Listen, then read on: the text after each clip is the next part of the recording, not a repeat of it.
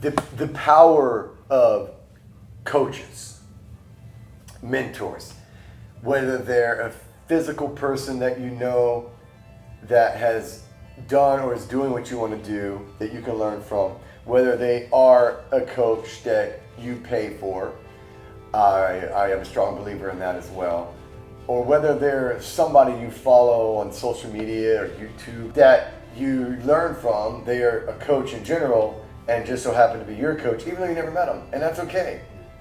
You know, that's okay. So as a coach myself, in many aspects, let's talk about jiu-jitsu, for instance. I am a jiu-jitsu instructor that has a jiu-jitsu instructor who has a jiu-jitsu instructor. And I have people that I instruct who are also instructors.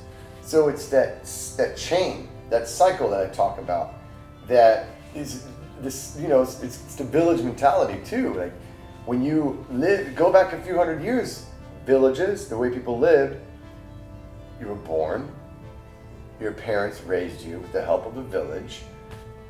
Your dad did one thing that you can learn from, but this guy and this gal over here did different things that you can learn from. There's the saying, it takes a village to raise a child, right? They're all coaches.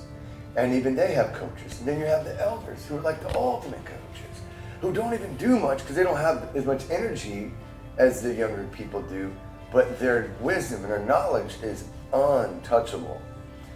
And even they can be educated. They will look and observe things and go, that. You never stop learning. If you think you've learned as much as you need to learn, you will digress. It is an uphill battle always. And I love some of the symposiums that I've been to and seen, and up in the front row, spectators are in their 80s, even 90s, and they have a pen and pad, and they're ready to take notes from someone who's 30 or 40 years younger than them, because it comes full circle. And we're talking about people who aren't even in trouble in any way. They just love to learn. They're successful. They have money. They have a family. They love to learn. They love to lead. They love to teach. And without that, we are doomed. Done. It's so unfortunate there's people that grow up in a community that they don't have that option. And I'll touch on this just a little bit. I went back and said earlier, I said, you know, there's no such thing as being deprived of an opportunity to do better. Because at some point in your life, you will have or seen a way out. Hand of cards for you may not be as good as it was for the other guy. But like I said, I came from a place where if I stayed there, I'm telling where I'd be. Multiple places. So, as I was saying, coaches need coaches that need coaches that need coaches. I have an instructor that I go to who has an instructor that they go to, and I have instructors that I have educated, and it comes full circle. And if you think you can't learn from people that you're coaching, you're wrong.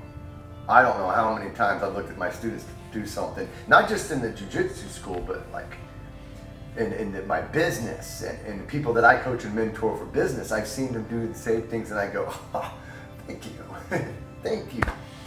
So very important. Someone who says I'm a self-made millionaire is a liar. You show me that person, I'll show you a liar. Because there's no way they did it without help, or at least learning from other people's mistakes. There's no way. That's how innovation works. That's how evolution works. Evolution works by people getting smarter and smarter and smarter, more and more intelligent. You know, you go back 50,000 years, and Neanderthals could kill animals and eat them and make fire, I think. Now we can do so much more, but we're not near as big or strong because we don't use our body the way that they needed to, right? However, our brain, hopefully, which is your biggest asset, is going to carry us to the next steps of evolution. That requires learning and passing it on and never stopping. never stop me. Shannon, when you want to retire? Who says I want to retire?